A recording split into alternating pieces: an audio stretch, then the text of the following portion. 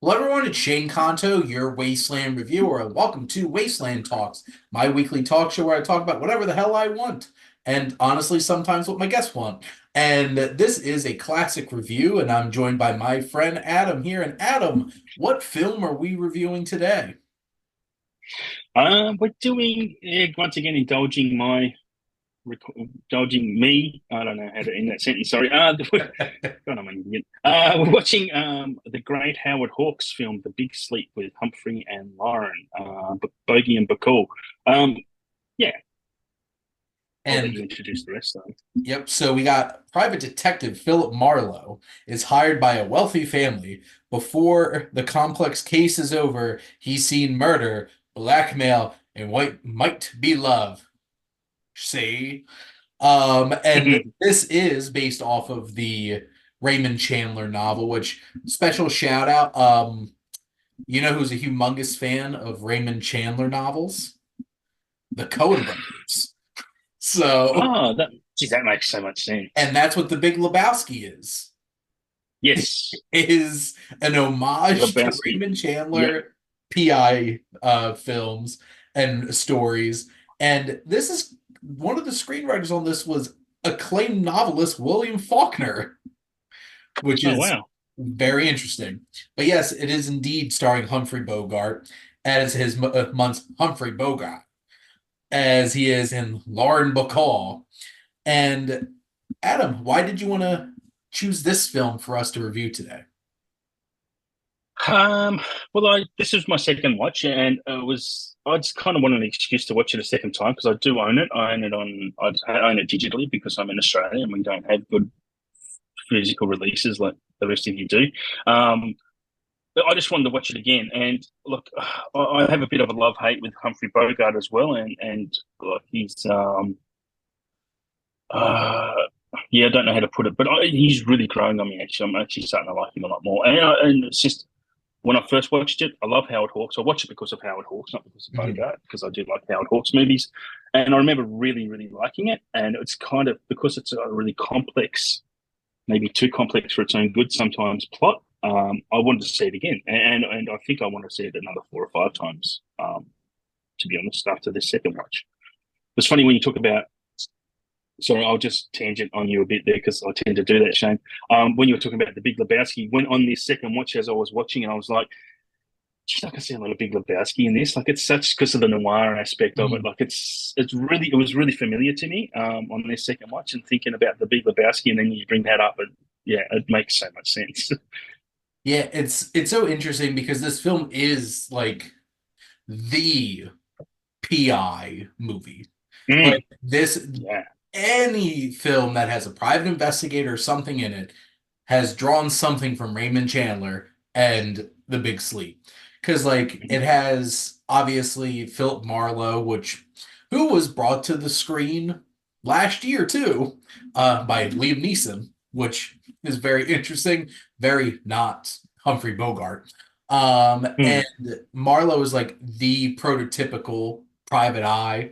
He has the look, he has the attitude, and you start off with him like meeting with this older rich man and setting the stage for this case. And then all kinds of crazy stuff goes on along the way. mm, Femme fatales. Lauren Bacall, yeah. though, there's something about her, and there's no wonder she was such a big star. Absolutely, yeah, yeah. There really is. She's very just her look is very different. Like she Mhm. has a very different look to her. Good or bad. It's yeah. She has had something. Yeah, it's like there's something mysterious and seductive about her, Mm, and also mm. like slightly dangerous, and I'm kind of afraid of her. And that's exactly Yeah, what she's going for in this yeah, film. absolutely. And it Yep. really works for the film. And it's like one of those kinds of things where like Marlowe's turning over every stone, digging up everybody's skeletons in their closets, and just having a good time along the way.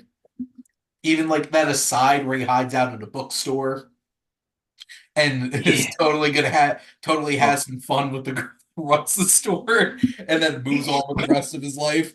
I'm just like, My very first review of this film was like bookstore clerks in the 30s were hot. I would have been in the bookstore every day because there were some very attractive women Yeah, running because that bookstores. was what Dorothy Malone who played and I'm pretty sure she's just credited as Acme Bookstore pro- Yeah, proprietress, and it's just yeah, like yeah.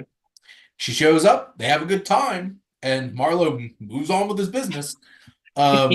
He certainly has a good time along the way, and sometimes not a good time because Mm, people wind up dead. There's there's some crazy stuff that goes along the way in this yeah. story, and there's so many layers to it because like obviously Oh, he's hired by this older rich guy, and then even both his daughters, something going on with both of them, and hmm. so many layers and complexities to the and just a lot of things going on and how it's playing around. Everything all right? The sound?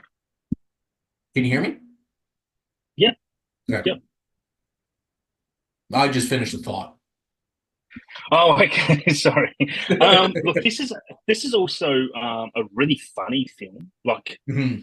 Bogart, I have a little thing with Bogart where he's kind of a nemesis actor for me, where I really think he's overrated, and I think that really stems from Casablanca because I don't think he's good in Casablanca, but he's good in other films. And once I watched Treasure of the Sierra Madre, I think is his best performance, but he's really good in this. He's decent enough in the Maltese Falcon, which is another great movie, but in this, his comedy chops, he's so funny. The line delivery is like are just spectacularly funny. Like, and they're really just throwaway lines that you have to really be paying attention to. I'm not sure if you picked up on much humor in this, but there's a lot of Mhm. funny stuff going on. I think I've even jotted a couple down. But just when he's just really snide and sarcastic, Mhm. and a bit of a almost a just a bit of an obnoxious jerk, I guess, at sometimes. But it's in a funny way. There's a point in the film where he's sitting there with Lauren Bacall. She's sitting on the table and she's trying to stretch her leg and doesn't want to raise her skirt above her knee because that was the time, right? And he goes, Mhm. "Go ahead and scratch," and doesn't. And then she's being really nervous and fooling around with the glove and pulling the fingers on all this glove. And he goes, "A glove usually has 5 fingers." And that's all he says basically. And it's just a really the way it comes across. It's just really funny and like just his way of calming her down, I guess. But I don't know, just a lot of humor in here as well. Yeah, it's I remember rewatching The Maltese Falcon recently and realizing like there was a lot more humor in that movie than I remembered the first Mm, time I watched mm, that. And I guess that's like Bogart has that like snide, sarcastic, like throwaway lines and stuff like that. Like in yeah. Casablanca, he's not the fun one. Claude No, Rains is certainly the fun one, and he's so good. Claude And Rains. What a legend. and here he just the dynamic between him and Lauren Bacall is so interesting because like Oh, Bogart's their chemistry so is off the charts. is so interesting because like he's not like a traditionally handsome guy. He's not a No, big no. strong guy. He's just this little guy who has a very specific Humphrey Bogart voice and doing his thing, and he's so very uniquely him. And Mm. I actually bought The Big Sleep to read, so I haven't read it yet. But Oh, I don't know what Philip Marlowe's supposed to be like. But like I bought way more into this Philip Marlowe than Marlowe that Liam really? Neeson was in earlier this year, which I love Liam Neeson, and he is a very talented actor. But like, there's just Hmm. something about this hard-boiled kind of private investigator that Humphrey Bogart plays in this, and how he's playing off everybody. And it's like you could definitely see where the Coens were trying to set up the dude to be like Yes. just like Yeah, maybe. weaving in and out of all these Mm. crazy things going on because like Just with there's some wild stuff that goes on in this, and apparently it was even wilder, and they had to like smooth over some of the things that are actually going you're on right. because censors. Because like there's a much more Uh, it was much more very obvious apparently in the book of like this gay love affair that was going on between two oh, really? characters, and in the movie like Mm. you could tell if you're paying attention to it. I mustn't have been paying attention because I don't know who you're talking about, Because they honestly. keep making references to which character was it there? They keep making references to his wife who's like not existent. It's just like there's Oh, a yep, yep, reason yep. he doesn't have a wife because he'd rather have a Mm, husband. And the thing is like they mm, can't say that in a like a studio film in 1946 because mm. code. Uh so like they're alluding to things. Yeah, I honestly didn't pick up on that. That was something that I found out like reading about this later, and I'm just like, yep, sounds Mm, like the 40s. Can't talk about stuff like that, apparently. So, but like it's one of those kinds of things where it's like there's so many great little details, and I love how Philip Marlowe interacts with everybody. Because like he yeah, goes into that like antique like bookseller store and like interacts with the woman who works there, and he knows for a fact that she has no idea what she's talking about. And it's just he like sets her up. yeah, exactly. He's playing everybody like a Yeah, fiddle. And yep, what's the best part is Vivian, Lauren Bacall's character, also really knows how to play everybody, and that's why they're so great yeah, together. It's yeah, yeah, I think it was giving me other Coen Brothers film the same kind of vibe of like in intolerable cruelty of like George Clooney and Catherine Zeta-Jones because like they're the same person and yeah, they just want yeah, to play literally everybody and they're yeah, a match for each other. And that's what's so much fun to watch them. That was the same yeah. vibe and You're they're right. Yeah, 100% trying to build off of like this kind of dynamic and knowing yep, how much the Coen brothers are fans of Chandler's stories and stuff, it wouldn't be surprising if those characters were influenced from Marlowe and Vivian and just that mm, Bogart and Bacall dynamic. Because the thing, it's like we love seeing really talented people mess around with everybody else and then meeting a match and just like watching two really great experts playing off of each other, and that's what you get in this. yeah, absolutely. They have a really. I think they were married at this point in real life, but they were. But you get they're obviously in a good stage in their marriage because the chemistry between them on screen here is Hmm. it's it's actually insane. It's probably some of the strongest chemistry I've seen between an actor and actress on film ever. It's just you just know that they're into each other. It's really full on. Yeah, I think an interesting point just on that. I don't know if I'm going to go on an old man rant here, but she was 20 when they were married. He was 45 when they were married, and that's imagine that age gap today. The uproar there would be if there was an age gap like that. It's It's bananas. well, and that's an interesting thing because having no idea, well, there probably wasn't a big deal at that point. I don't know. It's interesting because I I would love to like for a day transport myself back into like the golden age of Hollywood and Mm, wonder how much mm, things are just like today, except we don't know any yeah, different because it was yeah, 80 years ago. And but like that is very interesting. It's like it's very noticeable. Like Humphrey Bogart's like this hard-boiled middle-aged he's a, guy. And he's a like crazy looking dude. Yeah. yeah, and not particularly traditionally handsome either. And then you just have Lauren Bacall over No. here who's just like radiating and just the way like there's even one shot here like I'm looking at the two of them like staring into each other's eyes and there's just that Hmm. intensity. It just really works. And Yeah, yeah, this is just one of those kinds of films with like you did allude to like there's a lot going on and this film probably benefits from multiple viewings, being able to like keep track of yeah. everything. And they even they make jokes about that in The Big Lebowski, where he's like, "I just admire you. You're in bed with everybody. I'm a brother Seamus," and like Sal Polito's character going that whole entire thing because it really is like you see Marlowe trying to like play with every single person involved in this, playing them against each other, trying to figure out Mm. because that's the interesting thing. He's not a cop. There's no like No, no, rules, and no. He's a he's doing everything that he can to, do his job and trying to figure out the best way to do that without him dying, winding up dead, or winding up in prison. So, and it's a fun Yeah, time along the way seeing all the things that he's able to do. it's yeah. I don't really know what more to add to that. It's just it's a really I would recommend watching it with subtitles and taking some time to maybe extend the runtime out. Skip. I mean, for me to follow it because it is fast talky at points, like it that Mhm. because as was the style at the time.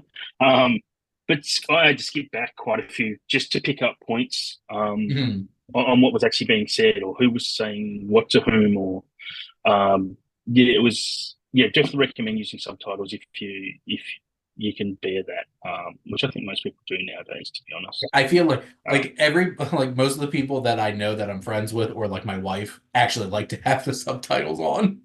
And yeah, like same. specifically to your point, like Howard Hawks movies in general, like His Girl Yeah, Friday, I'm like, yeah. how do they talk so fast?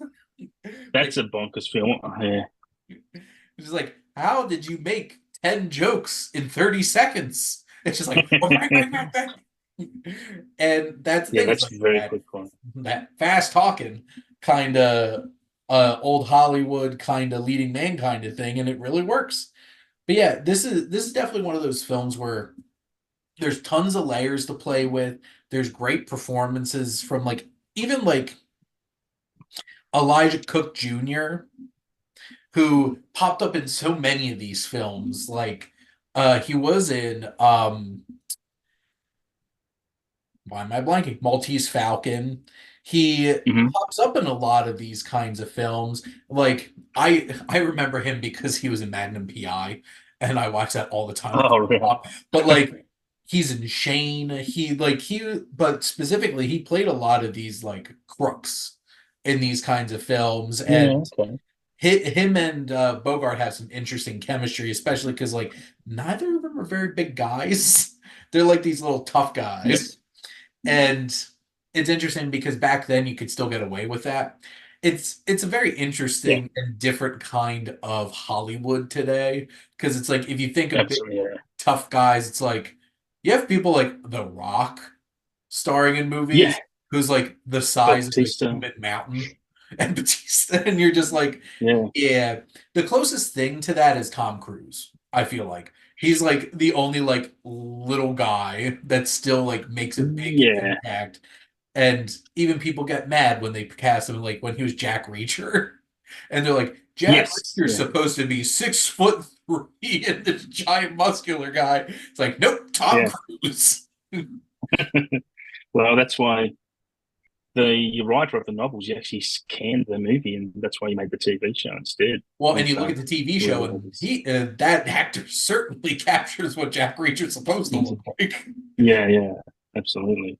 But yeah, I'm glad that you brought this up because I definitely am planning on getting this and want to rewatch this at some point.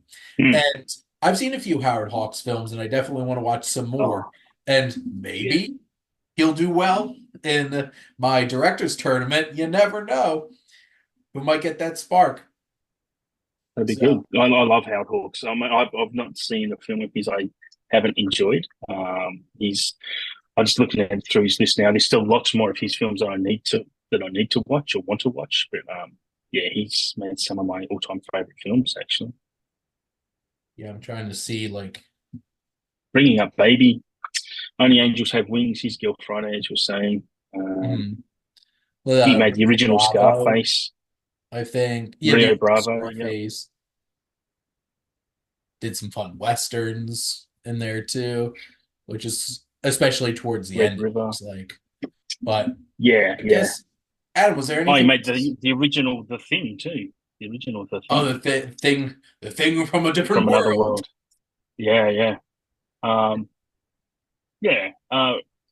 So were you asking would I have anything more to add? Just honestly, it's probably one of the better, probably if not the best film noir of all time. It's definitely up there in the top three conversation of that.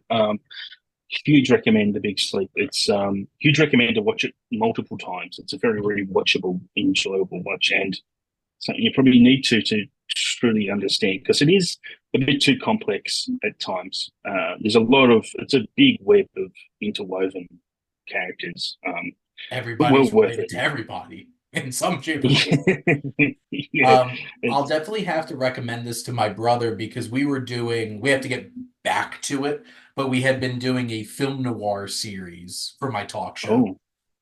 And I hadn't seen this one, so I didn't recommend because he's like, if my brother really likes film noir, and he's like, "Can you recommend me some film noir movies?" I'm like, somebody asked me for movie recommendations, and I sent him like a list of 20. Just like, and then he wanted to do recordings and stuff like that on them. So if we get back around to it, because a lot of the times we never stick to anything we start It together, we'll certainly happens. circle back around to this one. But Adam, thank you so much for recommending this one and coming on here to chat with me about Yeah, it. no worries. No worries. I hope to give you another one to scratch off your watch list at some point. Absolutely. And thank all of you out there for always tuning in and supporting your Wasteland Reviewer.